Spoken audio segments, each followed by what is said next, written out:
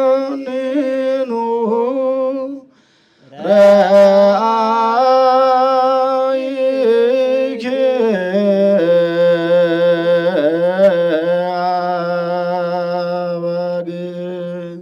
እዚህ የተገኛችሁ ሁላችሁንም እንደየማዕረጋችሁ እንደምን ዋላችሁ ለማለት እፈልጋለሁ። እኔ አሁን መናገር የምፈልገው ወይም ማቅረብ የምፈልገው አጠቃላይ ጨረታው ሁኔታን በተመለከተ ነው። ጨረታው እንዴት ተጀምሮ ለዛሬዋ ጊዜ እንዴት ደረሰ፣ ምን ነገር ይዟል የሚለውን ዲቴል ለመናገር እሞክራለሁ። በገዳሟ የተቋቋመ የልማት ኮሚቴ አለ። ይህ የልማት ኮሚቴ የራሱ የሆነ ሁለት ዘርፎች አሉት። አንደኛው የቴክኒክ ኮሚቴ ነው። ሁለተኛው ደግሞ የገቢ አሰባሳቢ ኮሚቴ ነው። በቴክኒክ ኮሚቴ ውስጥ የተሰሩትን ስራዎች ነው መግለጽ የምፈልገው። መጀመሪያ በቴክኒክ ኮሚቴ የተዘጋጀው የዲዛይን ስራ ቅድመ ጥናት ሰነድ ያዘጋጀው። ይህንንም ሰነድ አዘጋጅተን በዚሁ ግቢ ውስጥ በማህበረ ካህናት ተወካዮች፣ በጽህፈት ቤት ሰራተኞች ምክረ ሀሳብና አስተያየት ተሰጥቶበት ከጸደቀ በኋላ ነው ወደ ስራ የገባ ነው። ጨረታውም በግልጽ ጨረታ በጋዜጣ ወጥቶ ነው ጨረታው የተደረገው። ነሐሴ 2017 ላይ ነው ጨረታው የወጣው።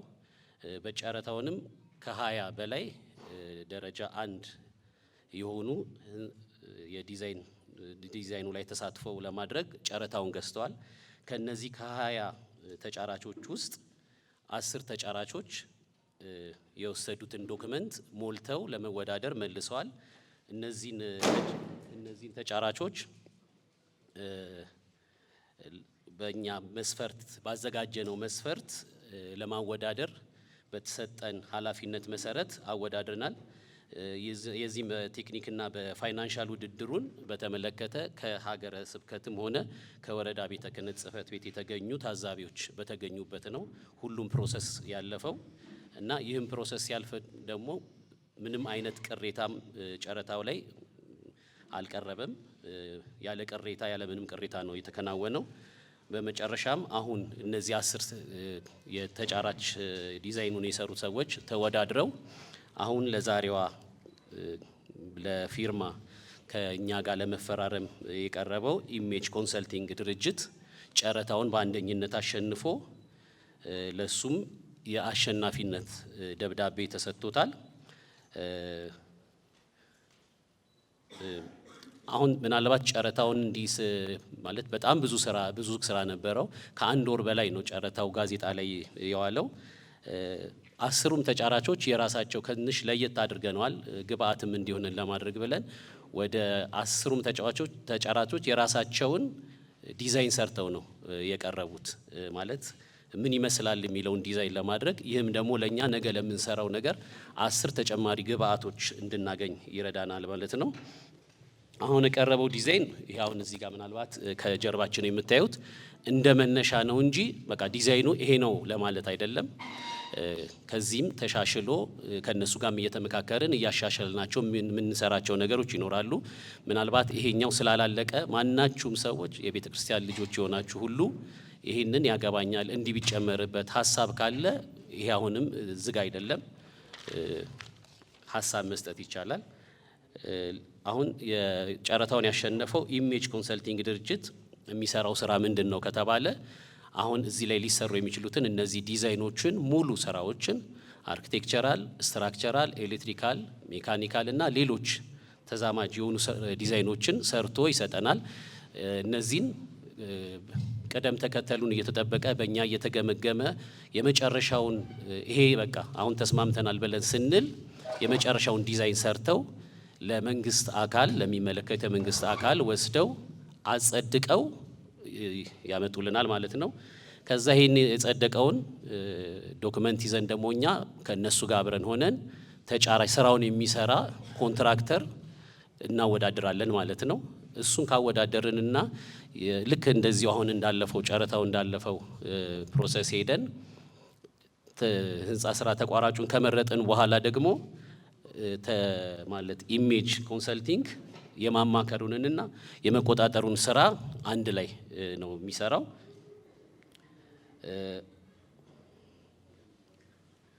ይሄንን እንትን ስናደርግ በጣም ብዙ ነገር ለማማከር ሞክረናል። እንደምታውቁት ከዚህ ኮሚቴ ውጪ በውጪም አሜሪካም ንዑስ ኮሚቴ ተቋቁሞ እየሰራ ነው። ከዚህ ንዑስ ኮሚቴ ጋር ይህንን ዶክመንት ለከንላቸው የሚጨመር ካለ ምን ቢሆን ይሻላል የሚለውን ተመካክረን እነሱም ግብአት አድርገውበት እነሱም ተስማምተው በወሰኑት ከነሱ ጋር ተነጋግረን ነው ይህንንም ስራ ይሰራ ነው። ምናልባት አሁን ይህንን ዲዛይን ለመስራት ኢሜጅ ምን ያህል ጊዜ ይፈጅበታል ከተባለ እስከ 90 ቀን ወይም 3 ወር ያህል ይፈጃል። በ3 ወር ውስጥ ዲዛይኑ ጸድቆ ወደኛ ይመጣል ማለት ነው። ስራውን በተመለከተ በሁለት ፌዝ ከፍለን ነው የምንሰራው። ያው አጠቃላይ ይሄ ፕሮጀክት ይፈጃል ብለን የገመትነው ግምታዊ ሁኔታ ከ2 ቢሊዮን ብር በላይ ነው። በመጀመሪያው ፌዝ ላይ 600 ሚሊዮን ብር የሚሆነውን መጀመሪያ ላይ ነው የምንሰራው። ቀሪዎቹን ግን በሁለተኛው ፌዝ ነው የምንሰራው። ስንሰራ ግን ምንድነው የምናደርገው? በየዞኒንግ ከፍለን ነው ማለት ዞኒንግ ማለት ማን ከማን ጋር ይሁን ትምህርት ቤቱ የት ጋር ይሁን የሚለውን ዞኑን ከፋፍለን ነው የምንሰራው። በዚህም ስንከፍል በመጀመሪያው ዞኒንግ የመምህራን አገልጋዮችና ጡረተኞች ማደሪያ ነው የሚሆነው። በሁለተኛው ዞኒንግ ደግሞ የተማሪዎች ማደሪያ፣ መማሪያ ቢሮዎች፣ የዕደ ጥበብ ማምረቻ፣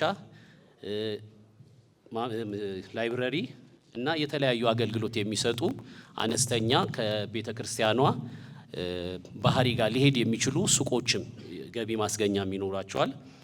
ቅድም እንዳልኩት አጠቃላይ ወደ 2 ቢሊዮን ብር የሚፈጅ ግምት ያለው ስራ ነው የምንሰራው።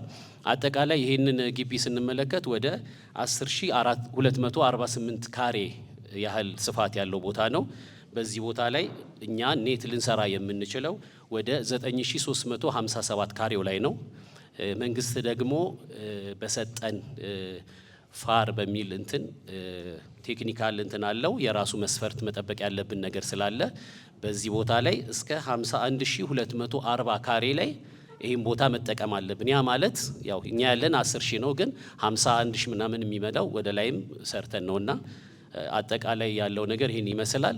እነዚህ ቅድም የጠቀስኳቸው የመምህራን፣ የአገልጋዮች፣ የጡረተኞች ወይም ደግሞ የተማሪዎች እንትን ምን ምን የያዙ ነገሮች ናቸው የሚለውን ደግሞ ቀጥለን እንትን እናደርጋለን።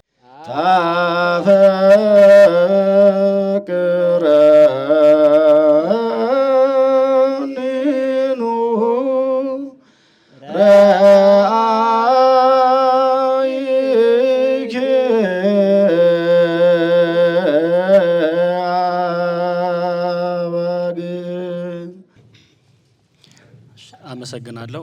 ክቡር አባታችን ሊቀ ሊቃውንት ቆሞስ አባ ተክለ ሃይማኖት ወሉ የዚህ ታላቅ ገዳም አስተዳዳሪ፣ ክቡራን የዚህ ታላቅ ገዳም የአብነት መምህራን፣ አባቶች፣ ካህናት፣ ወንድሞች ዲያቆናት፣ ሊቃውንተ ቤተ ክርስቲያን፣ የታላቋ ገዳም አዳሪ ደቀ መዛሙርት ተማሪዎች፣ እናቶች፣ አረጋውያን እንዲሁም ለዚህ ፕሮግራም ጥሪ የተደረገላችሁ እንግዶች፣ የሚዲያ አካላት እንኳን ደህና መጣችሁ ለማለት እወዳለሁ።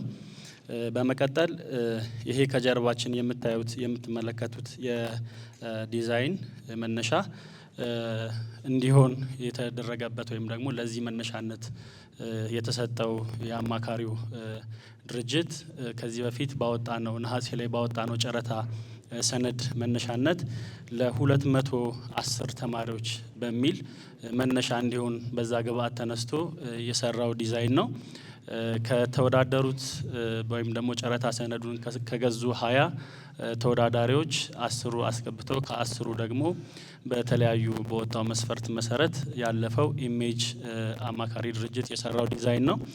የዚህ ኢሜጅ አማካሪ ዲዛይን ቅድም ወንድማችን ኢንጂነር ይስሐቅ እንደተናገረው በዞኒንግ ከፋፍለን ቤቶቹም ደግሞ ህንፃዎቹን እንዲሰራ እቅዱን አስቀምጠንለት ነበር። በዛ ፕሮግራም ወይም ደግሞ በዛ እቅድ መሰረት በእቅድ 1 ማደሪያ ቤት ለመምህራን፣ ለዋና መምህራን፣ ለሊቃውንት፣ ለመነኮሳት፣ ለዲያቆናት፣ ለመዘምራን፣ ለጡረተኞችና ለባለማውታ የሚሆን የክፍሎች ወይም ደግሞ ማደሪያ ክፍሎች የሚሆኑ ክፍሎችን ለማዘጋጀት ፕሮግራም ሰጥተነዋል። በዛ ፕሮግራም መነሻነት ድጋሚ ሪቪው አድርገናል ወይም ደግሞ እንዲሻሻል አድርገናል። መጀመሪያ የነበረው እንደሚታወቀው ይህ አዳሪ ትምህርት ቤት ከዚህ በፊት ይቀበላቸው የነበሩ ተማሪዎች ቁጥር 72 ነበረ። አሁን ደግሞ ያለው የአረጋውያን ቁጥርም ይሄንን ቁጥር በዚህ መልኩ ከተሰራ ወይም ደግሞ በዚህ ከኋላ በምናየው መልኩ ዝግጅቱ ከተዘጋጀ የመቀበል አቅሙንም ከፍ በማድረግ ወደ 450 የሚሆኑ መደበኛ ተማሪዎች ወይም ደግሞ ደቀ መዛሙርት እንዲኖሩት የሚያስችል አይነት ዝግጅት ነው ያደረግነው።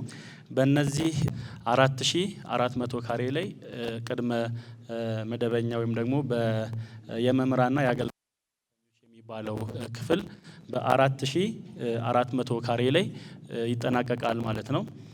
ከዚህ በመቀጠል የተማሪዎች መማሪያ እንዲያውም የልዩ ልዩ አገልግሎት መስጫ ክፍሎች፣ የትምህርት ክፍል ዝግጅት ማድረጊያዎች፣ የተማሪዎች ካፌ፣ ላይብረሪ እነዚህን የመሳሰሉት ደግሞ በምዕራፍ 1 ላይ የሚጠቃለሉ ይሆናሉ።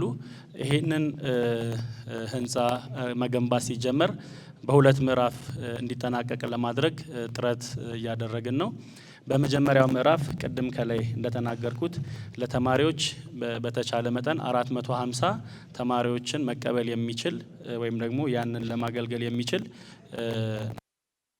እየተሰራ ያለው ለእነዚህ 450 ተማሪዎች ማለት በአጠቃላይ ቤተ ጉባኤው ባለው 8ቱም የትምህርት ክፍሎች ወይም ደግሞ በ8ቱም ጉባኤያት ላይ ተበትነው የሚማሩ ተማሪዎች ናቸው። በእነዚህ መነሻነት ቢያንስ ንባብ ክፍል ላይ 20 ተማሪዎች፣ ቅዳሴ ቤት 50 ተማሪ፣ ዜማ ቤት 50 ተማሪ፣ አቋቋምም 50 ደቀ መዛሙርት ሊይዝ የሚችል ክፍል እንዲሆን ተደርጎ ተበትኖ የተሰራ አደረጃጀት ነው ያለው። በመጽሐፍት ቤት ደግሞ በቅኔ ቤት፣ በብሉይ፣ በሐዲስ ኪዳን፣ በሊቃውንት እንዲሁም በተጨማሪ መጽሐፈ መነኮሳትንም ጨምሮ በእነዚህም ክፍሎች ላይ አንዱ ክፍል ቢያንስ ትንሹ 20 ትልቁ 80 ደቀ መዛሙርት እንዲይዝ ተደርጎ ዲዛይኑ እንዲሰራ ምክረ ሀሳብ የቀረበበት ነው። ከነዚህ በተጨማሪ አገልግሎቶች የሚሰጡ ቦታዎች እነዚህ አስተዳደር ቢሮዎች፣ ካፍቴሪያ ወይም ደግሞ መሰብሰቢያ፣ ግምጃ ቤት፣ መመገቢያ አዳራሽ በተለምዶ ደጀ ሰላም ብለን የምንጠራው እነዚህንም ያካተተ 30 ክፍሎች ያሉት የኮርስ መስጫ የሰንበት ትምህርት ቤትና የዕደ ጥበብ መስጫ ክፍሎች ያሉት ያካተተ ዲዛይን ነው የሚሆነው ማለት ነው። በአጠቃላይ ከላይ የተናገርናቸውን ነገሮች ስናጠቃልል የተጣራ ሁሉንም ያካተተ በምዕራፍ 1ም በምዕራፍ 2ም አጠቃላይ የተጣራ የቦታ ስፋት 23890 ካሬ ላይ ይሄ ከኋላ የምትመለከቱት ክፍል ህንፃዎች ያርፋሉ ማለት ነው።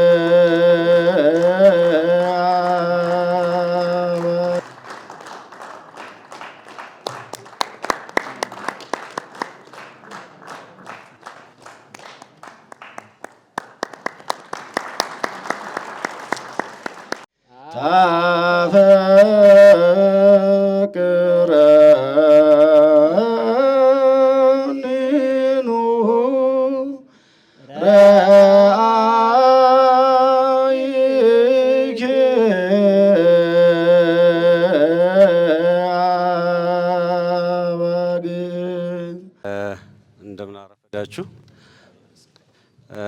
በቅድሚያ በዚህ ፊርማ ስነ ስርዓት ላይ የባለፉትን ወራቶች በተለያየ ስቴጅ አልፈን እዚህ ደረጃ ላይ በመድረሳችንና ለዛሬ ፊርማ ቀን ስለበቃን እግዚአብሔርን አመሰግናለሁ። በሂደቱም የነበረውን የቤተ ክርስቲያኗን አባቶች እንዲሁም የቴክኒክ ኮሚቴ የነበራቸውን ይሄን ቀን ለማድረስ ትጋታቸውን እና እገዛቸውን ማመስገን እወዳለሁ። በዚህ አጋጣሚ ኢሜጅ አማካሪ እንግዲህ በዚህ የዲዛይን የማማከር ስራ ላይ ከተመሰረተ 17 ዓመት ሆኖታል። በተለያዩ የዲዛይን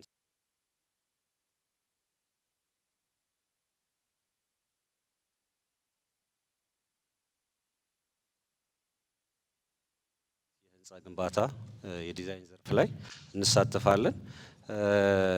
ዛሬም በታሪክ አጋጣሚ ከባታ ነገስት የአብነት ትምህርት ቤትን የዲዛይን ስራ ለማማከር በወጣው የዲዛይን ጨረታ ተወዳድረን አሸናፊ ሆነን እንግዲህ ዛሬው ቀን ቀርበናል። ይሄ እቺ ቤተክርስቲያን በጣም ጥንታዊ ነች። ትምህርት ቤቱም በጣም የቆየ ነው። ስለዚህ ታሪካዊ በመሆኑ የሚሰራው ዲዛይን ስራ ሁለት ነገሮችን በዋናነት ታሳቢ ያደርጋል። አንደኛው የአብነት ትምህርት ቤቱ የትምህርቱን አሰጣጥ ለአብነት ትምህርት ቤት በሚሆንና በሚገባው ልክ መሆን ይገባበታል። ሁለተኛ ደግሞ አሁን ከተማችን ላይ ያለውን የከተማውን የልማት አካሄድ እሱንም ታሳቢ አድርጎ መገባት አለበት። ስለዚህ የምንሰራው የዲዛይን ስራ እነዚህን ሁለቱን ነገሮች ታሳቢ በማድረግ ይሄ ህንፃ ለአሁን ብቻ ሳይሆን ወደፊትም መገልገል በሚያስችል መልኩ የዲዛይን ስራውን እንከውናለን። ስለሆነም አሁን ከዚህ ስታዩት ያለው ከጀርባችን የምታዩት ምስል ለመነሻ ህንፃው ምን ያህል ህንፃ ብሎኮች ይኖሩታል፣ አሁን ቀድመው ተገንብተው ካሉት ጋር እንዴት ይናበባል፣ አዳዲስ የሚመጡ ፍላጎቶችንስ እንዴት ሊያስተናግድ ይችላል፣ የግንባታው ሂደት ደግሞ ዲዛይኑ ካለቀ በኋላ የግንባታው ሂደት በምን መልኩ መከወን ይችላል፣ ሁሉንም በአንድ ጊዜ መገንባት እንችላለን ወይስ በተለያየ በፌዝ እያፈራረቅን መገንባት እንችላለን የሚሉትን ነገሮች ታሳቢ ተደርጎ የመነሻ ሀሳቡ ላይ መግባባት በመድረሳችን ነው ዛሬ ፊርማውን የፈረም ነው። በቀጣይ ደግሞ በትንሹ 2 ዙር የዲዛይን ማዳበሪያ ማሻሻያ እየተደረገ በምንስማማበትና በምንደርስበት የተሻሻለው ዲዛይን ወደ ዲዛይኑ ማጠናቀቂያ ደረጃ እንደርሳለን ማለት ነው።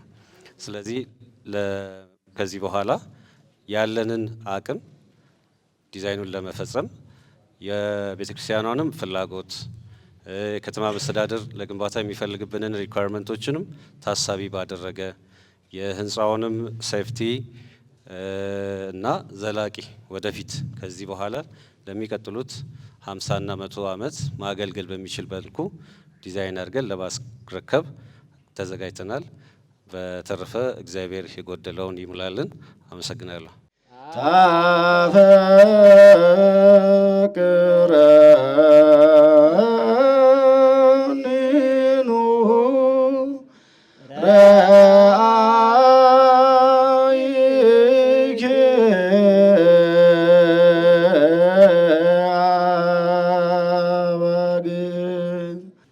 እስመ ያሃንጻ እግዚአብሔር ለጽዮን እግዚአብሔር ጽዮንን ይገነባታል። መዝሙረ ዳዊት 101ኛው ላይ ከቁጥር 16 ላይ የምናገኘው ኃይለ ቃል ነው። እንግዲህ ዳዊት ስለ ህንፃ ግንባታ አብዝቶና አስፍቶ አምልቶ ሲናገር የተናገረው ኃይለ ቃል ነው። ቅድም ሁሉም ባለሙያዎቹም እንደ ሙያ የህንፃን ሙያ፣ የገዳሙን ፍላጎት፣ የትምህርት ቤቱን ፍላጎት እንዴት እንደገለጹት እንዴት እንደደከሙበት ሰምታችኋል። ከዚያም ደግሞ ውል ተቀባዩም ውሉን በምን አይነት እንደተቀበሉ ቤተ ክርስቲያኗ ውል ሰጪ ናት። እነሱ ደግሞ እሜጅ የተባለው ድርጅት ውሉን ተቀብሎ የሚሰራ ነው፣ እንግዲህ የሚያከናውን ነው።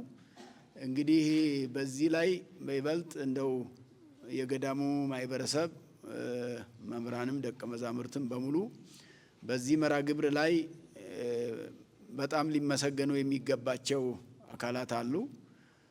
ሁላችሁም ሊቃውንቱም ካህናቱም በጸሎት እንደምታግዙ ይታወቃል። ይህንን ፍላጎት ደግሞ ለዚህ ግንባታ መነሻ ፍላጎታቸውን ለዚህ ለገዳሙ የልማት ኮሚቴ ቴክኒክ አማካሪ በመግለጻችሁ የቴክኒክ አማካሪ ኮሚቴው ፍላጎትን አስተካክሎ ጨረታ በማውጣት ተጋባዦችን ወይንም ተጫራቾችን በመጋበዝ የተለፋው የተደከመው ብዙ ነው። ከዚያም ቀጥሎ የጨረታ ኮሚቴ ደግሞ እንደ ሰበካ ጉባኤ እንደ ልማት ኮሚቴ በጋራ በማቋቋም የሀገረ ስብከታችን አዲስ አበባ ማለት ነው ተወካይ ባለበት የአራዳ ክፍለ ከተማ ተወካይ ባለበት ጨረታው ተካሂዷል። ይህን ሁሉ ሲያደርጉ እነ ኢንጂነር ይስሐቅም ሌሎችም አብረው ያሉት ሁሉ ሌሊት እንቅልፍ በማጣት የተሰራ እንጂ ያ ጨረታው በአየር ላይ 1 ወር ሙሉ ሲቆይ እነሱ ረፍቶ አልነበራቸውም። ያለ እረፍት ነው ሲሰሩ የነበረውና የራሳቸውን ጊዜ በመቆጠብ ስራቸውን በመታገስ ቤተሰባቸውን ብዙ ነገር እያሳጡ ይሄንን 3 ወር አካባቢ የሚሆን ጊዜ ብዙ መስዋዕትነት ከፍለዋልና ለቴክኒክ አማካሪ ክፍሉ እንደው እግዚአብሔርን ብታመሰግኑ በጣም አሳስባለሁኝ። ምክንያቱም እነሱ ሙያቸውን ባይቸሩ ወይንም ባይሰጡ ይሄን ድርጅት ማግኘት አይቻልም። ወደዚህ ደረጃ የተደረሰውና ወደዚህ ቀን የተደረሰው እነሱ ስለሰሩ ነው። የቤተ ክርስቲያን ስራ የራሳችን ስራ ነው ብለው ትኩረት ሰጥተው በመስራታቸው የተከናወነ ነው። ቀጥሎም ይህን ህንፃ የሚከታተሉት እንደ ቤቱ ተወካይ ሆነው በልማት ኮሚቴ ስር ይሄንን የሚያስፈጽሙ ቴክኒክ አማካሪው ክፍል ነውና ቀጥሎም እግዚአብሔር እነሱን ይጠብቅልን እያልን ሌሎቻችሁም በጸሎትም ያገዛችሁ፣ በሙያም ያገዛችሁ፣ በምክር ያገዛችሁ ለህንፃው ስራ ደግሞ ግቢው ምቹ እንዲሆን ደግሞ በጎ አድራጎት ያደረገም አካል አለና ገንዘብ በመስጠት ይህ ግቢ ተደልድሎ ተስተካክሎ ዛሬ መውጫ መግቢያው የተመቻቸ እንዲሆን በመደረጉ ይሄን ላደረጉ በጎ አድራጊ ምእመናንም እግዚአብሔር ይስጥልን፣ እግዚአብሔርን አመስግኑላቸው። እንግዲህ እንደገለጽኩት ይሄ ታሪካዊ ትምህርት ቤት እንግዲህ ወደ 9 ቤተ ጉባኤ እስካሁን ድረስ 7 ጉባኤያት ይካሄዱበታል። ከንባብ ጀምሮ ነው የሚካሄደው። ከሌሎች ቤተ ትምህርቶች ወይንም ቤተ ጉባኤያት ለየት የሚያደርገው ሁሉም ትምህርት እዚህ የሚገኝ ነው። እዚህ ሌላ ቦታ አንዱን ትምህርት ተምሮ ሌላ ትምህርት ለመማር ሀገር አቋርጦ ተሄዶ ስንቅ ተሰንቆ ተደክሞ ተለፍቶ ነው። አባቶቻችን ግን ይህን ሲመሰርቱ ሁሉም ጉባኤ እዚሁ እንዲገኝ አንድ ትምህርት ተምሮ ሌላ ትምህርት ለመማር የሚቻልበትን አመቻችተው አቋቋሙ እዚህ ያለ፣ ድጓው እዚህ ያለ። ቅድም እንግዲህ ሲገለጽ እንደነበረው ለዚህ ሁሉ የሚያስፈልጉ ክፍሎች ተብሎ የነበረው ትርጓሜያቱ፣ ቅኔያቱ እዚሁ ነው የሚገኙት። ይህን በአንድ ቦታ አባቶቻችን አመቻችተው 93 ዓመት ያገለገለ ትምህርት ቤት ነው። ከ1925 ጀምሮ እስካሁን እያገለገለ ነው የነበረው። የኮሪደር ልማቱ ምክንያት ሆኖ ግን አሁን ለስራ የሚበቃበት እድል ተፈጥሯል። በእርግጥ ከዛም በፊት የሚተኩ ነገሮች መሰራት ነበረባቸው። ነገር ግን ጊዜ ገቢር ለእግዚአብሔር እንደሚለው እግዚአብሔር ለሁሉም ጊዜ ያለውና ለዚህም ደግሞ አሻራውን እያንዳንዱ ሊያሳርፍበት የሚችለው ሁሉም ሰው ሲሰራ ነው። ቅድም ባለሙያዎቹ በሙያቸው እንደሰሩት ሁሉ እንዳየነው ሌላውም ሰው በዚህ ልክ ከሰራና የሚጠበቅበትን ካደረገ እንደውም ከገቢ ማሰባሰብ ጋር እንግዲህ አሁን የሚቸግረው እሱ ነው ተብሎ ይታሰባል። እሱም ራሱን የቻለ መርሃ ግብር አለው። ነገር ግን ገንዘብ ሁሉን ስለሚሰራ ለገንዘብ ደግሞ መነሻው ራሱ እግዚአብሔር ስለሆነ ሰዎች ሳይሆኑ በመጽሐፈ ሲራክ ምዕራፍ 29 ላይ ስታነቡት ዘይገብር ምጽዋተ ይሌቅሆ ለእግዚአብሔር፣ ስጦታ የሚሰጥ ሰው ለእግዚአብሔር ነው የሚያበድረው ይላል። ስጦታ መስጠት ለእግዚአብሔር ማበደር ነው። ለእግዚአብሔር ያበደረ ሰው ደግሞ አይካድም፣ እግዚአብሔር ስለማይክደው። ለሰዎች ያበደሩ ሰዎች ሊካዱ ይችላሉ። ሰዎች ስለሚክዱ ሰዎች ሲበደሩ ሲቀበሉ ደስ ብሏቸው ይቀበላሉ። ሲከፍሉ ግን እያዘኑ እየተቆጡ ቀንም አሳልፈው አስኮርፈው ነው የሚመልሱት። እግዚአብሔር ከተበደረ ደግሞ እንዳውም እጥፍ አድርጎም ነው የሚመልሰው። ሳያስኮርፍም ሳያሳዝንም ነው የሚመልሰው። ስለዚህ በዚህ ስራ ላይ የምትተባበሩ በመላው ዓለም ላይ የምትገኙ ሁሉ እንኳን ደስ አላችሁ እያልናችሁ ከዚህ ጋር እዚህ ላይ አሻራውን የሚያሳርፍ ሰው ሁሉ ስጦታውን እዚህ ላይ የሚሰጥ ሁሉ የሚያበድረው ለእግዚአብሔር እንጂ ለሰዎች አይደለም። ስጦታው ለሕንጻም አይደለም፣ ለገዳሙም አይደለም፣ ለልማት ኮሚቴም አይደለም። ለራሱ ለባለቤቱ ለእግዚአብሔር ለእመቤታችን ለቅድስት ድንግል ማርያም በ3 ዓመቷ ወደ ቤተ መቅደስ ገብታ በዓታ ለማርያም አሰኝታ በዚህ ምክንያት በዓታ ለማርያም ተብሎ እየተነገረ ዛሬ ድረስ እየተዘመረ እግዚአብሔር እየተመሰገነ እንዲሆን ምክንያት የሆነችው ብድራቱ ስጦታው ለእመቤታችን ነውና ለእግዚአብሔር የሰጠ ያተርፋልና ይሄን ለማትረፍ በዚህ ዘመን እግዚአብሔር ያዘጋጃችሁ ሁሉ የታደላችሁ ናችሁ ለማለት ነው።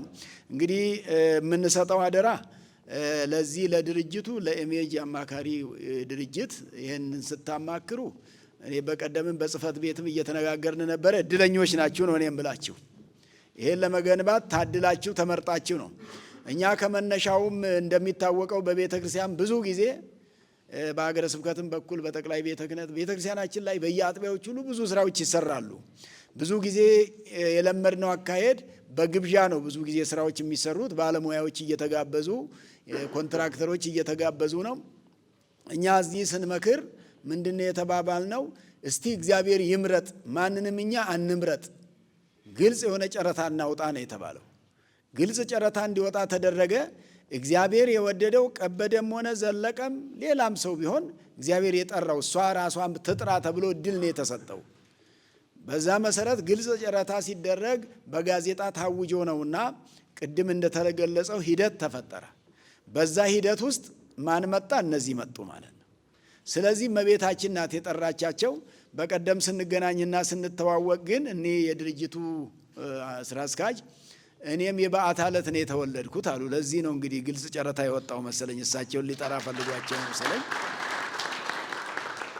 እመቤታችን የራሷ ምክንያት አላትና ብዙ ጊዜ እድልን ከራስ ለእግዚአብሔር መስጠት የበለጠ ነው።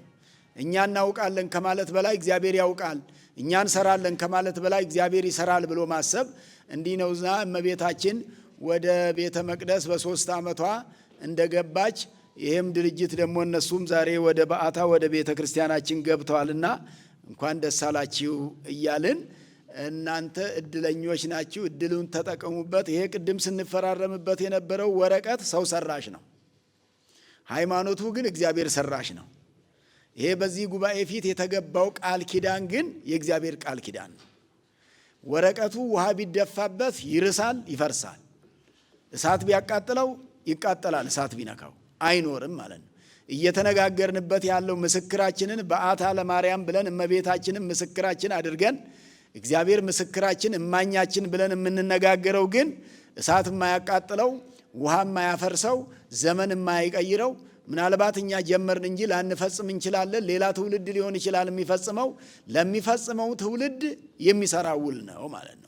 ስለዚህ በዚህ መሰረት እናንተ እግዚአብሔር ፊት ቃል የገባችሁ ናችሁ እንጂ ለእኛ ለታይካ ነገሥት ለበዓታ ማርያም በሰው ሰውኛው ነው እንዲህ ፊት ለፊት የሚታየው እንጂ የሚመለከተው የሚያየው እግዚአብሔር ስላለ የሚያያችሁን እግዚአብሔር አስባችሁ እግዚአብሔርን የሚፈራ ሰው የእግዚአብሔርን ስራ ለመስራት እግዚአብሔር ያግዘዋልና እግዚአብሔር ያግዟችሁ እንድትፈጽሙ ለማሳሰብ ነው።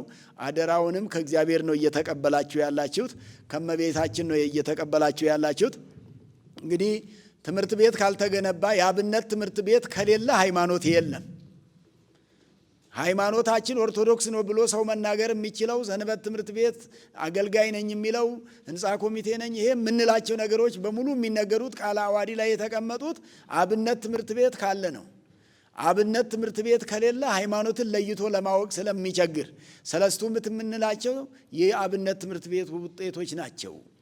ነቢያት ሐዋርያት የምንላቸው ጌታ ባለቤቱ ኢየሱስ ክርስቶስ የአብነት ትምህርት ጉባኤ ከፍቶ ያስተማራቸው ከዛ ውስጥ የተገኙ ናቸው። ስለዚህ የሃይማኖት ትምህርት ቤት ማለት ነው የአብነት ትምህርት ቤት ማለት በቀላሉ። ስለዚህ የአብነት ትምህርት ቤትን መገንባት ኦርቶዶክስን መገንባት ስለሆነ ኦርቶዶክስን መገንባት ደግሞ ብዙ መንፈሳውያን ትውልድን መገንባት ስለሆነ ዛሬ የምናያቸው ነገሮች ሁሉ እኮ ትውልድ በአብነት ትምህርት ቤት በደንብ እየተገነባ በነበረበት ዘመን የምናያቸው አይደሉም። አሁን እያየነው ያለነው የአብነት ትምህርት ቤቱ ከኮሰሰ በኋላ የምናያቸው ነገሮች ናቸው። ግብረ ገቡ ትምህርቱ ከቀረ በኋላ የምናያቸው ናቸው። ይሄ ቤት ብዙ የሀገር መሪዎችንም ከነስነ ምግባር አሟልቶ ለሀገር አስረክቧል፣ ለቤተ ክርስቲያን አስረክቧል። አሁንም በመላ ዓለም ያሉ አሉ፣ በሕይወት የሌሉም አሉ። ስለዚህ የአብነት ትምህርት ቤትን መገንባት ትልቁ የሃይማኖት ግንባታ፣ ትልቁ የትውልድ ግንባታ ስለሆነ ይህን ግንባታ ለመገንባት እናንተም ይሄን ለማማከርና ለማሰራት ስለታደላችሁ እግዚአብሔር መርጧችኋል። እንኳን ለዚህ ቀን አደረሳችሁ እያልኩኝ እንግዲህ በገዳሙ ያለነው ማህበረሰብ ልዩ መርሃ ግብር አዘጋጅተናል። ያዘጋጀነው መርሃ ግብር ከፊታችን ቅዳሜ ጀምሮ ከህዳር 27 ጀምሮ 27፣ 28፣ 29፣ 30 ከወዲያኛው ደግሞ ታኅሳስ 1፣ 2፣ 3 እስከ በዓታ በዓል ድረስ ለ7 ቀናት ግንባታ ለበዓታ የሚል መርሃ ግብር ነው ያለነው።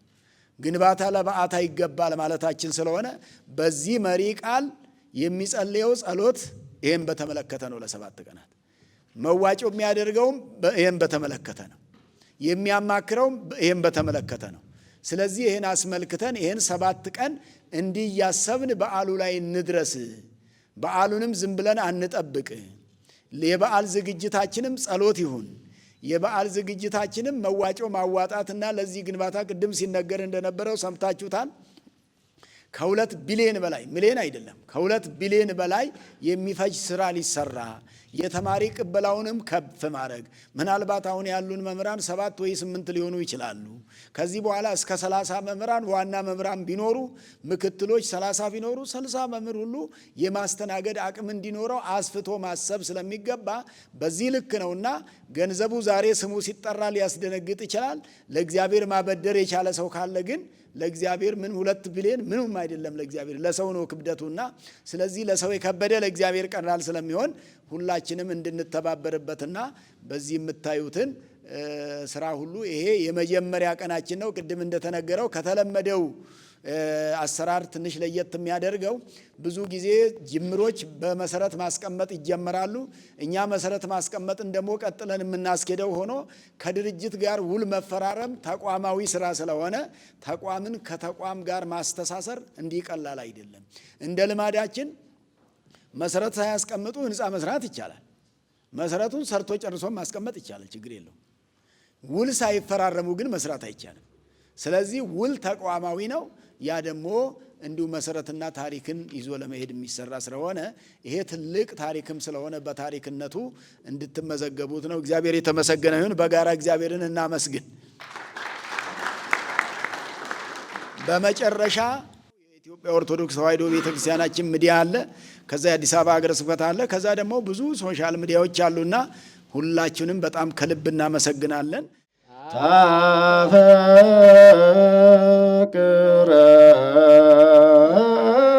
ታፈቅረኒኑ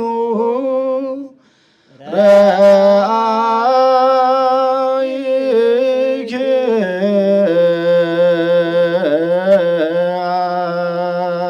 አባግ